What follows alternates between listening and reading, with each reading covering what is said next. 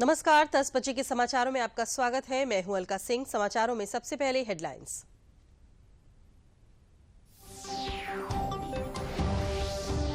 प्रदेश विधानमंडल का 3 दिवसीय शीतकालीन सत्र 5 दिसंबर से होगा शुरू।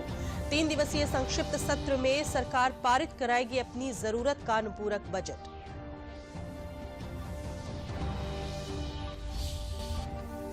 प्रदेश कैबिनेट ने नई पर्यटन नीति को दी मंजूरी। पुराने महलों को हेरिटेज होटल बनाने में सरकार करेगी सहयोग।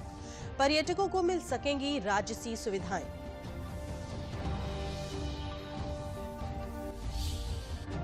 काशी में आज से 18 दिसंबर तक चलने वाले काशी तमिल संगमम की हो रही है शुरुआत। काशी तमिल संगमम के माध्यम से उत्तर और दक्षिण की सांस्कृतिक विरासतों का होगा मेल मिलाप। और मथुरा के वृंदावन में बांके बिहारी मंदिर के दर्शन का समय बढ़ा। मंदिर प्रशासन ने दर्शन के दौरान भीड़ से होने वाले हादसों को रोकने के लिए उठाए कई कदम।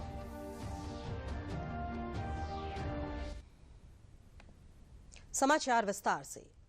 राज्य सरकार अनुपूरक बजट को पारित करने के लिए विधानसभा और विधान परिषद का 3 दिवसीय शीतकालीन सत्र बुलाने जा रही है। मुख्यमंत्री योगी आदित्यनाथ की अध्यक्षता में कल हुई प्रदेश कैबिनेट की बैठक में प्रदेश विधानसभा का सत्र बुलाए जाने को लेकर निर्णय लिया गया। उत्तर प्रदेश विधानमंडल का शीतकालीन सत्र 5 दिसंबर से शुरू होगा। ये सत्र 3 दिन तक चलेगा। संसदीय कार्य मंत्री सुरेश खन्ना ने लोक भवन में बताया कि यह सत्र काफी छोटा होगा और इस दौरान राज्य सरकार अपनी जरूरतों के आधार पर सत्र में अनुपूरक बजट पेश करेगी, जिसे दोनों सदनों से पारित कराया जाएगा। योगी सरकार उत्तर प्रदेश में पर्यटन को बढ़ावा देने के लिए बड़ा कदम उठाने जा रही है। मुख्यमंत्री योगी आदित्यनाथ की अध्यक्षता में कल हुई प्रदेश कैबिनेट की बैठक में 12 प्रस्ताव पास किए गए। कैबिनेट बैठक में नई पर्यटन नीति को भी मंजूरी दी गई। इसके तहत पुराने महलों को हेरिटेज होटल बनाने में सरकार सहयोग करेगी। संभल में स्टेडियम बनाने को लेकर भी प्रस्ताव पास किया गया। इसके साथ ही यूपी इलेक्ट्रॉनिक नीति में संशोधन और निजी विश्वविद्यालयों की स्थापना हेतु कैबिनेट ने मुहर लगा दी है। पीजीआई में सीसीयू वार्ड में 12 बेड बढ़ाने का प्रस्ताव भी पास किया गया। राज्य में सोलर नीति लागू करने तथा विद्युत उत्पादन बढ़ाने, रामपुर में एटीएस कमांडो हब बनाने को लेकर भी कैबिनेट ने अपनी मुहर लगाई है। सहारनपुर में एटीएस कमांडो ट्रेनिंग सेंटर बनाने के लिए सिंचाई विभाग की निःशुल्क भूमि दिए जाने का प्रस्ताव पास किया गया है। संजय गांधी स्नातकोत्तर आयुर्विज्ञान संस्थान में क्रिटिकल केयर मेडिसिन के 12 अतिरिक्त बेड को जोड़ा गया है। क्रिटिकल केयर में इस बात की आवश्यकता महसूस की जा रही थी कि जो सीरियस पेशेंट्स हैं, जिनको क्रिटिकल यूनिट की आवश्यकता होती, उसके लिए काफी दिनों से इस बात का प्रयास भी चल रहा था। और वैसे भी हर समय इस बात के लिए कोशिश की जाती है कि एसजीपीजीआई हमारा एक बहुत अच्छा सेंटर है इलाज का, उसमें जितने ज्यादा से ज्यादा बेड बढ़ सके वो बढ़े। और इसमें खासतौर से 12 बेड जोड़ने के लिए आज मंत्री परिषद ने अनुमति है। माननीय उच्च न्यायालय में न्यायिक कार्यों को सुगम और सुचारू रूप से संचालन हेतु माननीय न्यायमूर्तिगण के सहायतार्थ 135 लाख जो ट्रेनी के पदों पर सापेक्ष कार्यरत हैं, उनका अभी तक का कार्यकाल 1 वर्ष के स्थान पर 2 वर्ष कर दिया गया है। उत्तर प्रदेश विशेष सुरक्षा बल के 3 वाहिनियों के उपक्रमशाल लखनऊ, प्रयागराज और गोरखपुर में उनके वाहनों की व्यवस्था इसके लिए की गई है, खासतौर से इसकी गति बढ़ाने के लिए। इसमें 244 वाहन नए वाहन क्रय किए जाएंगे और साथ ही साथ जो हमारे निष्क्रिय जो वाहन उनको भी निलाम करके उनके स्थान पर भी 250 लाख के नए वाहन भी क्रिएट किए जाएंगे। इसमें उत्तर प्रदेश में 2017 में एक नीति सौर ऊर्जा की बनी थी, उसी को आगे बढ़ाते हुए और उसमें कुछ और चीजें जोड़ते हुए हमने नई नीति लाने का निर्णय लिया है। इस नीति के तहत हमने कहा है कि आने वाले 5 वर्षों में 22,000 मेगावाट सौर ऊर्जा का हम उत्पादन करेंगे, जिसमें 14,000 मेगावाट सोलर पार्क और ऐसे ओपन एक्सेस के जरिए हम लेने का हमारा प्रयास है, जनरेट करने का प्रयास है। सोलर रूफटॉप जो आवासीय है रेजिडेंशियल, उससे 4500 मेगावाट और अनावासीय रूफटॉप जो है उससे 1500 मेगावाट सोलर एनर्जी पैदा करने का विचार है। IT सिटी के लिए एक परिकल्पना की गई है, जैसे कि आपने लखनऊ में एक IT city already HCL IT city के रूप में देखा है। तो नीति में ये भी प्राविधान है कि हर रीजन में पूर्वांचल, पश्चिमांचल, मध्यांचल और बुंदेलखंड में कम से कम एक IT सिटी जो है वो हम लोग विकसित करेंगे और उसमें हम कैपिटल सब्सिडी जो दे रहे हैं 25% up to maximum of 100 crore. तो इतने सीमा तक हम IT सिटी ये निजी निवेशक के लिए होगा जो आय विकसित करें। योगी सरकार धार्मिक पर्यटन को बढ़ावा देने के लिए प्रदेश में रामायण और महाभारत सर्किट विकसित करने जा रही है। रामायण सर्किट में अयोध्या, चित्रकूट और बिठूर समेत भगवान राम और माता सीता के जीवन काल से जुड़े धार्मिक स्थलों को शामिल किया जा रहा है। इसी तरह कृष्ण सर्किट में मथुरा, वृंदावन, गोकुल, गोवर्धन, बरसाना, नंदगांव, बलदेव जैसे भगवान कृष्ण की लीलाओं से जुड़े स्थलों को शामिल किया जाएगा। इसी तरह बुद्धिस्ट सर्किट में कपिलवस्तु, सारनाथ, कुशीनगर, कौशाम्बी, श्रावस्ती और रामग्राम सहित भगवान बुद्ध से जुड़े स्थल शामिल होंगे। प्रदेश में शक्तिपीठ सर्किट के भी निर्माण की परिकल्पना की गई है। इसमें विंध्यवासिनी देवी, अष्टभुजा देवी पाटन, नैमिषारण्य, मां ललिता देवी, मां ज्वाला देवी, मां शाकुंभरी देवी, शिवानी देवी और शीतला माता के मंदिरों और सिद्ध पीठों को शामिल किया गया है। महाभारत सर्किट में हस्तिनापुर, कांपिल्य, एछत्र, बरनावा, मथुरा, कौशाम्बी, गोंडा और लाक्षागृह जैसे स्थानों को शामिल करने के लिए चुना गया है। आध्यात्मिक स्थलों को भी सर्किट के रूप में प्रदेश सरकार की योजना है। इसमें गोरखपुर, बलरामपुर, मथुरा, संत रविदास स्थल, मां परमेश्वरी देवी, विधु आश्रम, बटेश्वर और हनुमान धाम को शामिल किया गया है।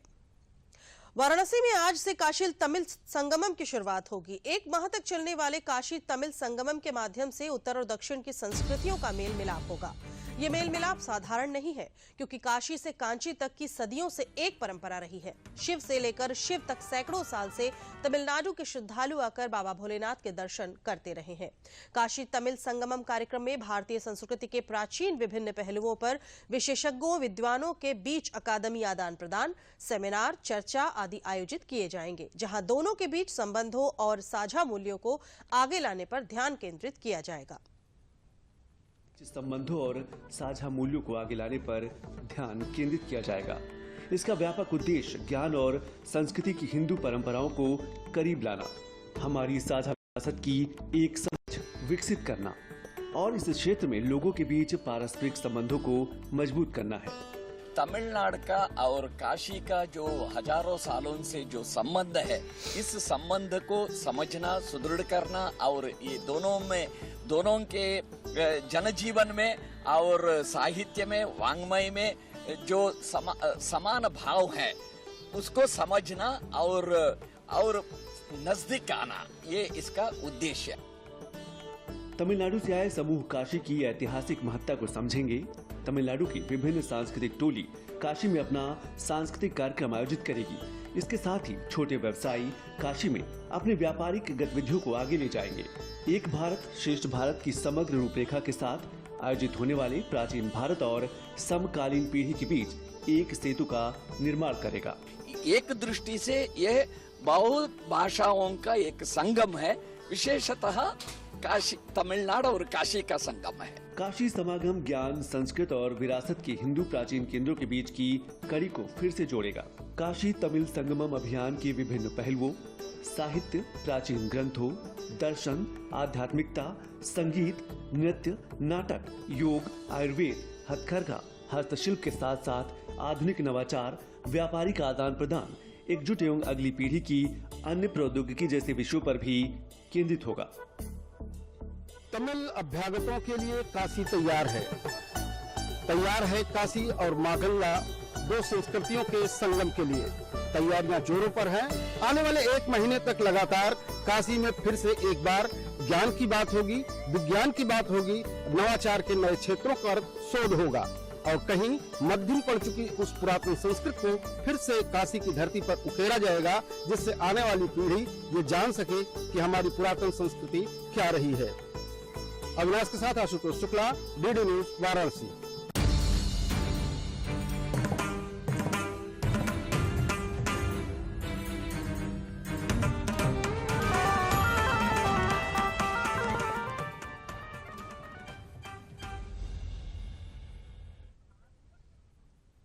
और आइए काशी तमिल संगमम पर और बातचीत करने के लिए चलते हैं दूरदर्शन संवाददाता आशुतोष शुक्ल के पास। जी आशुतोष, उत्तर प्रदेश और तमिलनाडु के बीच पुरातन संस्कृति परंपरा का मेल रहा है। जानना चाहेंगे आपसे कि काशी तमिल संगमम के आयोजन से इस दिशा में क्या कुछ नया होने जा रहा है।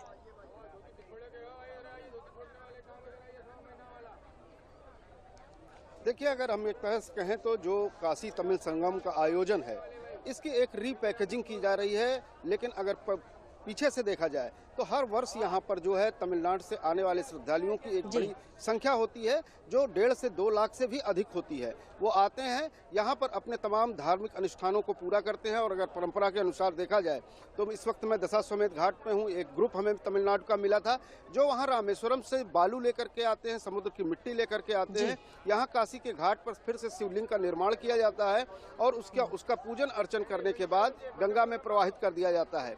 यही नहीं, गंगा का पानी जो है उसे ले जाकर के रामेश्वरम में चढ़ाया जाता है, तब उनकी धार्मिक यात्रा यह जो है पूरी मानी जाती है। तो एक प्राचीन काल से, पुरातन काल से ही एक अक्षुण्ण रिश्ता जो है उत्तर और दक्षिण का रहा है। भाषाई रूप से भले बाध्यता आती रही हो, लेकिन सांस्कृतिक रूप से जो दोनों काशी और कांची हैं इस तरह से आपस में गुथे हुए हैं कि उनको अलग नहीं किया जा सकता। लेकिन आने वाली पीढ़ी क्या इस तथ्य को जान पाएगी? क्या काशी और कांची के संबंधों को जान पाएगी? क्या हमारे सांस्कृतिक पुरातन जो तमाम सारी प्राचीन प्रथाएं हैं, जो जुड़ाव है, उसको जान पाएंगे? संभवतः इसी के ध्यान में रखते हुए प्राचीनता को एक नवीनता देने के लिए, साथ में नई पीढ़ी को एक नया तथ्य देने के लिए, जानकारी देने के लिए इस काशी तमिल संगम का आयोजन किया गया है। आज से यह आयोजन शुरू होगा, जब यहाँ पर तमिलनाडु से विभिन्न जत्थों में जो है लोग आएंगे, जो काशी ही नहीं अयोध्या और प्रयागराज जाकर के अपनी धार्मिक कृत्यों और संस्कृति को देखेंगे और जानेंगे। और यही कारण है कि लोगों में उत्साह है। 19 तारीख को प्रधानमंत्री नरेंद्र मोदी इसका जो है औपचारिक उद्घाटन करेंगे। लेकिन उद्घाटन से पहले ही दोनों स्थानों की, उत्तर और दक्षिण की, जो विविध सांस्कृतिक, भाषाई और इसके अलावा साहित्य जो है, तमाम सारी चीजों को जोड़ करके विभिन्न स्टॉल बनाए गए हैं, लगाए जा रहे हैं, जिससे कि अधिक से अधिक जो है दोनों स्थानों के महत्व को जो है दोनों स्थानों के लोगों को बताया जा सके।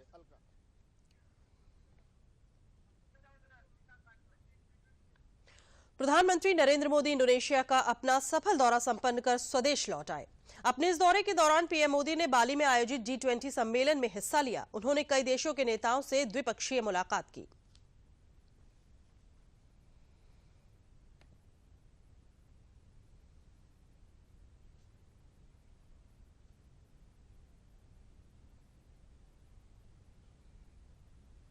भारत को G20 की अध्यक्षता मिल गई है। G20 समूह की अगली बैठक 2023 में दिल्ली में होगी। गर्व का अवसर है। हमारी कामना है कि आप सभी मदर ऑफ डेमोक्रेसी भारत में इस अद्वितीय उत्सव में सहभागी होंगे।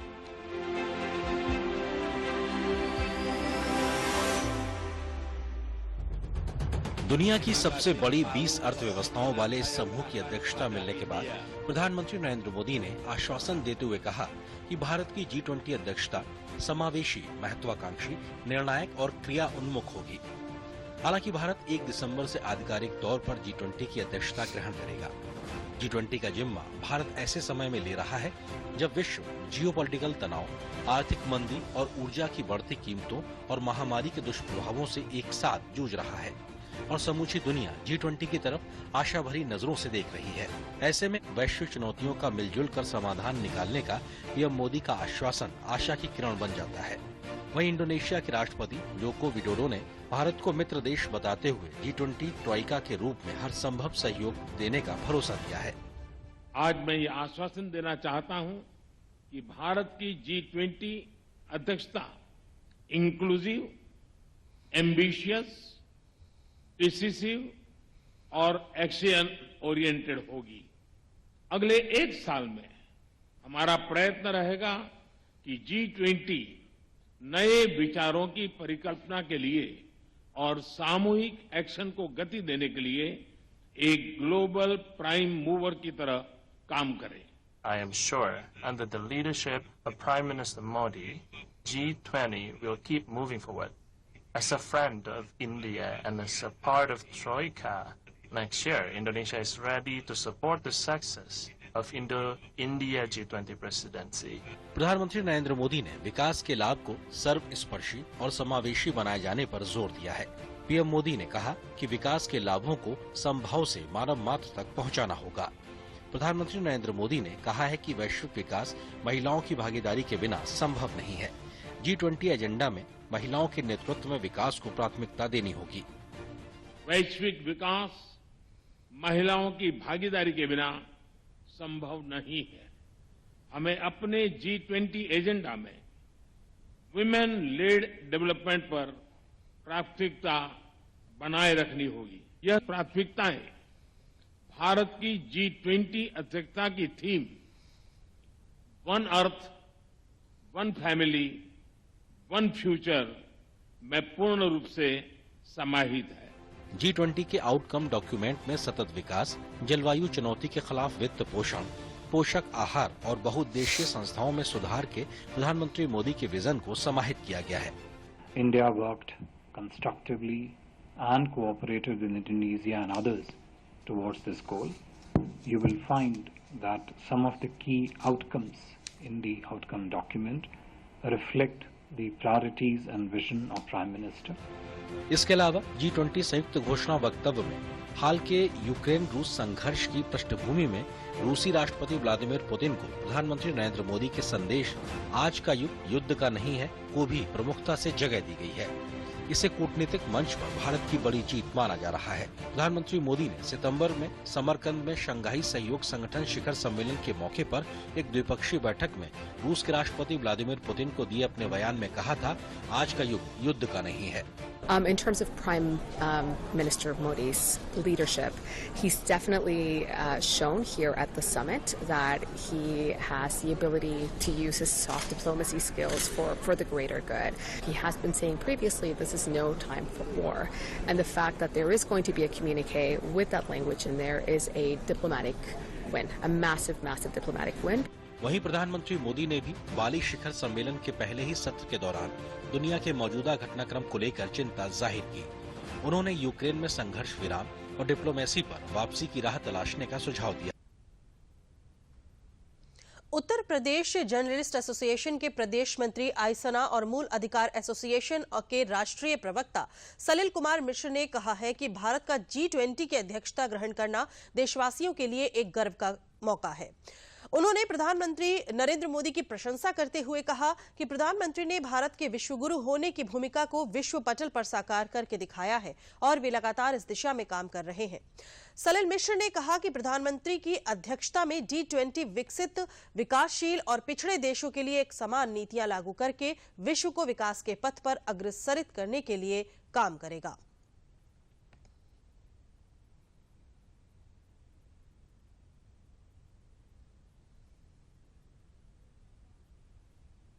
समाचारों में आगे बढ़ने से पहले लेते हैं एक विराम। Hey girls! Hi! Congratulations! आज तो पार्टी चाहिए। पहले चैंपियन के साथ सेल्फी लेंगे। आइडिया, यही करते हैं पार्टी। Pizza party. ये चल अपना कार्ड और पिन दे। मेरे कार्ड की डिटेल्स मैं खुद ही डालूंगी। आरबीआई कहता है अपना पिन, ओटीपी, सीवीवी या इंटरनेट बैंकिंग पासवर्ड किसी के साथ शेयर ना करें। ऑनलाइन बैंकिंग सिर्फ अपने कंप्यूटर, मोबाइल और सिक्योर नेटवर्क से करें। बाय गर्ल्स, कहाँ जा रही है? सुना नहीं? No sharing. आरबीआई कहता है जानकार बनिए, सतर्क रहिए। मथुरा के वृंदावन में विश्व प्रसिद्ध ठाकुर श्री बांके बिहारी मंदिर में भीड़ भाड़ के दबाव के कारण हुए हाल के हादसों को रोकने के लिए प्रशासन ने कई कदम उठाए हैं। इसके तहत मंदिर प्रबंधन ने ठाकुर श्री बांके बिहारी के दर्शन का समय भी बढ़ाए जाने का निर्णय लिया है। मंदिर के प्रशासक सिविल जज जूनियर डिवीजन कोमल शुक्ला ने मंदिर के दर्शन के समय में बढ़ोतरी करने के आदेश जारी कर दिए हैं। इसके अनुसार अब ठाकुर श्री बांके बिहारी जी सुबह और शाम 5.5 घंटे भक्तों को दर्शन देंगे। मंदिर के पट पहले 8 घंटे 15 मिनट खुलते थे। ठाकुर श्री बांके बिहारी मंदिर के दर्शन के समय में बढ़ोतरी करते हुए शरद ऋतु में सुबह 7:30 से दोपहर 1 बजे तक और शाम 4 से रात्रि 9:30 बजे तक मंदिर खोले जाने के आदेश दिए गए हैं, जबकि ग्रीष्मकाल में मंदिर खुलने का समय सुबह 7 से दोपहर 12:30 बजे तक और शाम 5 से रात 10:30 बजे तक निर्धारित किया गया है। श्री कृष्ण जन्माष्टमी पर मंगला आरती के दौरान बांके बिहारी मंदिर में भीड़ के दबाव के कारण 2 श्रद्धालुओं की मृत्यु हो गई थी और कई अन्य घायल हुए थे। बाद में भी कई बार सप्ताहांत में श्रद्धालुओं में भीड़ के कारण हाल ही में श्रद्धालुओं के बेहोश होने की घटनाएं सामने आई थीं, जिसके बाद वृंदावन शोध संस्थान में नगरवासियों के साथ बैठक आयोजित की गई थी। बैठक में मुख्य रूप से बांके बिहारी मंदिर और आसपास के क्षेत्र में भीड़ को नियंत्रित करना और मंदिर प्रबंधन तथा जिला प्रशासन द्वारा श्रद्धालुओं की सुरक्षा और सुविधा की व्यवस्था के लिए सुझाव मांगे गए थे। बैठक में ठाकुर बांके बिहारी मंदिर समेत विभिन्न मंदिरों के सेवायत, प्रतिनिधि, स्वयंसेवी संस्थाओं के पदाधिकारी, व्यापारी एवं गणमान्य नागरिकों ने सहभागिता की। नई व्यवस्था के तहत मथुरा और वृंदावन शहर में रजिस्टर्ड ई-रिक्शा का ही संचालन होगा, जिन पर स्टिकर और रेट लिस्ट चस्पा की जाएगी। इनका पालन न करने वाले ई-रिक्शा चालकों के खिलाफ कार्रवाई भी की जाएगी।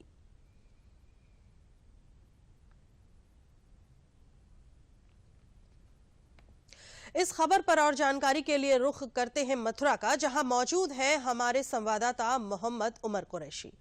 जी उमर, जानना चाहेंगे आपसे कि श्री बांके बिहारी मंदिर में भीड़ के कारण अभी हाल ही में कुछ हादसे हुए और इन हादसों को रोकने के लिए मंदिर में दर्शन का जो समय है वो बढ़ाने का निर्णय लिया गया है, और क्या उपाय किए जा रहे हैं और इनका श्रद्धालुओं की सुरक्षा पर क्या असर पड़ेगा?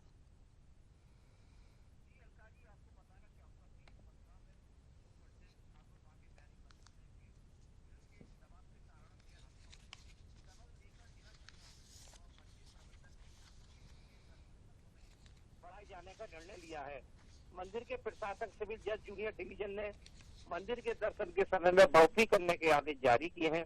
इसके अनुसार अब ठाकुर बांके बिहारी जी मंदिर सुबह और शाम 5.5 घंटे कुल 11 घंटे दर्शन देंगे। मथुरा के वृंदावन धर्म की नगरी है और श्री की जन्माष्टमी और मंगला आरती पर हुए हादसे के बाद इस संबंध में जिला प्रशासन ने वृंदावन शोध संस्थान में नगर वासियों के साथ बैठक संवाद के नाम से आयोजित की गई थी, जिसमें मुख्य रूप से बांके बिहारी मंदिर एवं आसपास के क्षेत्र में अतिक्रमण हटाया जा रहा है और भीड़ को नियंत्रित कर जिला प्रशासन श्रद्धालुओं की सुरक्षा सुविधा के लिए दृष्टि से हर संभव प्रयास कर रहा है। जी उमर, भीड़ भाड़ को नियंत्रित करने के लिए क्या और भी कोई उपाय किया गया है आसपास के मंदिर के परिसर में? जी अलका जी, जो मंदिर के आसपास जो भीड़ वाला इलाका है, जैसे कि जो रजिस्टर्ड जो ई रिक्शा संचालक हैं उनको भी क्या नाम है जो रजिस्टर्ड होंगे वही मंदिर परिसर के आसपास चलेंगे और सुरक्षा व्यवस्था के व्यापक कड़े प्रबंध किए गए हैं। जी जानकारी के लिए धन्यवाद उमर। युवाओं को स्वरोजगार और स्वावलंबन देने के लिए केंद्र सरकार द्वारा प्रधानमंत्री मुद्रा योजना कार्यक्रम चलाया जा रहा है। इस योजना का उद्घाटन युवाओं को तत्काल रोजगार देकर उन्हें सामाजिक और आर्थिक रूप से मजबूती प्रदान करना है। आजमगढ़ जिले के स्टेट बैंक ऑफ इंडिया के मुख्य शाखा प्रबंधक राहुल श्रीवास्तव ने बताया कि 10 लाख तक का ऋण बहुत ही न्यूनतम शर्तों पर प्राथमिकता के आधार पर 2 से 3 दिनों में फाइल कंप्लीट करके प्रदान कर दिया जाता है। इसके लिए हमारे सभी शाखाओं द्वारा बेरोजगार युवाओं को संपर्क कर मुद्रा ऋण के बारे में बताया जाता है। इस चालू वित्तीय वर्ष में 7.5 करोड़ रुपए का ऋण स्वरोजगार के लिए दिया जा चुका है। मुद्रा लोन प्राप्त कर चुके युवकों ने बताया कि हमें बड़े ही आसानी से मुद्रा लोन बैंक से मिल गए और हमने स्वयं का रोजगार अपनाकर आत्मनिर्भरता की ओर हम बढ़ रहे हैं।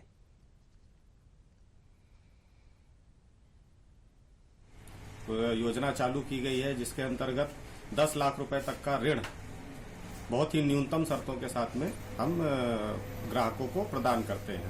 10 लाख रुपए तक कोई कोलेट्रल सिक्योरिटी की जरूरत नहीं है। 10 लाख रुपए तक किसी भी तरीके का मैन्युफैक्चरिंग यूनिट लगाना हो, ट्रेडिंग लगाना हो या किसी भी टाइप का बिजनेस करना हो तो हमसे जुड़ सकते हैं। हम लोग भी इसको प्राथमिकता के साथ करते हैं। इसका टैट हम लोग लगभग 2 से 3 दिन में फाइल को प्रोसेस करने का प्रयास करते हैं और इस वित्त वर्ष में अभी तक जो समय बीता है उसमें हम लोगों ने लगभग 120 के आसपास फाइल कर ली है, जिसमें अमाउंट 7.5 करोड़ के आसपास का है। मुझे मोदी मुद्रा लोन के बारे में पता चला तो मैंने बैंक में जाके अपनी लोन लिया और अपनी दुकान को पूरा विस्तार करने के लिए आत्मनिर्भर बनना चाह रहा हूं और मुझे लोन प्राप्त हुआ।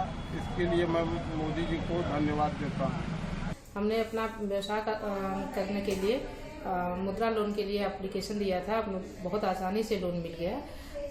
मेरा पूरा सेटअप भी खड़ा हो गया, बहुत अच्छा चल रहा है, सब कुछ अच्छा है। इसलिए प्रधानमंत्री जी का बहुत बहुत धन्यवाद करते हैं कि मुझे कोई दिक्कत नहीं हुई लोन लेने। फतेहपुर में डेंगू रोगियों के इलाज के लिए ट्रॉमा सेंटर में शासन के निर्देश पर डेंगू डेडिकेटेड हॉस्पिटल बनाया गया है। यहां डेंगू मरीजों के लिए 32 बेड रिजर्व किए गए हैं। साथ ही ब्लड बैंक और पैथोलॉजी लैब व्यवस्थित की गई है। जिला अस्पताल के ट्रॉमा सेंटर में 32 बेड तैयार करने के साथ ही सभी सीएचसी और पीएचसी प्रभारियों को निर्देश दिए गए हैं कि मरीज की तुरंत जांच कर इलाज किया जाए। डेडिकेटेड अस्पताल में पर्याप्त दवाइयां, ओआरएस की उपलब्धता की गई है। साथ ही डेंगू जांच के लिए जिला अस्पताल को पर्याप्त रैपिड किट उपलब्ध कराई गई है। सीएमओ डॉक्टर सुनील भारतीय ने बताया कि आने वाले सभी संदिग्ध मरीजों की जांच की जा रही है और डेंगू रिपोर्ट पॉजिटिव आने पर डेडिकेटेड अस्पताल में भर्ती किया जा रहा है। अभी तक लगभग 70 मरीजों की डेंगू पॉजिटिव रिपोर्ट आई है और वर्तमान में 10 मरीज भर्ती हैं। सभी को जागरूक करने के साथ साथ डॉक्टर की टीम भी लगाई गई है। 12 केस भर्ती थे, उसमें 3 केसेस कल डिस्चार्ज हो गए थे। कल कोई भर्ती नहीं हुआ था नया केस, और आज की डेट में 9 केसेस वहाँ भर्ती हैं और हमारे यहाँ 23 बेड वहाँ अभी खाली हैं। वहाँ पर स्पेशल ड्यूटी लगाई गई है, मच्छरदानी लगी हुई है वार्ड्स के अंदर, और इसके अंदर जन जागरूकता फैलाने के लिए ये भी सबको बताया जा रहा है कि जो है इसमें पानी की कमी होती है और आदमी जो है पर्याप्त मात्रा में पानी ले। ओआरएस हर जगह पे है, बुखार को ना बढ़ने दे, बुखार के लिए गोलियाँ हैं। तुरंत बुखार आते ही पास में जो भी सब सेंटर है या हेल्थ वेलनेस सेंटर है या एडिशनल पीएचसी है वहाँ जाकर जांच करा ले। तो इस तरीके से पर्याप्त व्यवस्था हर स्तर पर की गई है। जांच के लिए डेंगू के जो रैपिड एंटीजन टेस्ट होता है, एक किट होती है, उसका सब सेंटर लेवल तक वो मौजूद है। आज की डेट में हर पीएचसी सीएचसी पर मौजूद है। जिला अस्पताल में भी हमने उपलब्ध करा दिया है। कभी भी आदमी किसी भी टाइम जाके इलाज करा सकता, कभी वो टेस्ट करा सकता। मेरठ के चौधरी चरण सिंह जिला कारागार में आईपीएल की तर्ज पर जेपीएल यानी जेल प्रीमियर लीग का आयोजन किया गया, जिसका शुभारंभ एडीजी मेरठ जोन राजीव सब्बरवाल और जेल अधीक्षक राकेश कुमार ने किया। इस लीग के अंदर क्रिकेटर्स नहीं बल्कि बंदी और बंदी रक्षक भाग ले रहे हैं। मैच का आयोजन आगामी 25 दिसंबर तक जारी रहेगा। जेपीएल के लिए 7 टीमें बनाई गई हैं और इस लीग के अंदर 47 मैच आयोजित किए जाएंगे। कार्यक्रम के दौरान एडीजी मेरठ जोन राजीव सब्बरवाल भी मौजूद रहे। जेल अधीक्षक राकेश कुमार ने बताया कि कैदियों को मानसिक अवसाद से बाहर निकालने और उनकी मनोदशा सुधारने के लिए जिला कारागार में जेल प्रीमियर लीग का आयोजन चल रहा है, जिसमें बंदी लगातार शानदार प्रदर्शन कर रहे हैं। अंत में प्रमुख समाचार एक बार फिर। प्रदेश विधानमंडल का 3 दिवसीय शीतकालीन सत्र 5 दिसंबर से होगा शुरू। 3 दिवसीय संक्षिप्त सत्र में सरकार पारित कराएगी अपनी जरूरत का अनुपूरक बजट।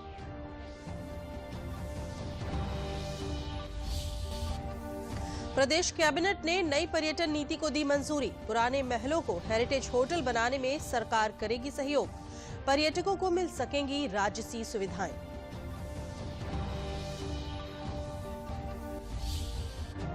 काशी में आज से 18 दिसंबर तक चलने वाले काशी तमिल संगमम की हो रही है शुरुआत। काशी तमिल संगमम के माध्यम से उत्तर और दक्षिण की सांस्कृतिक विरासतों का होगा मेल मिलाप। और मथुरा के वृंदावन में बांके बिहारी मंदिर के दर्शन का समय बढ़ा। मंदिर प्रशासन ने दर्शन के दौरान भीड़ से होने वाले हादसों को रोकने के लिए उठाए कई कदम।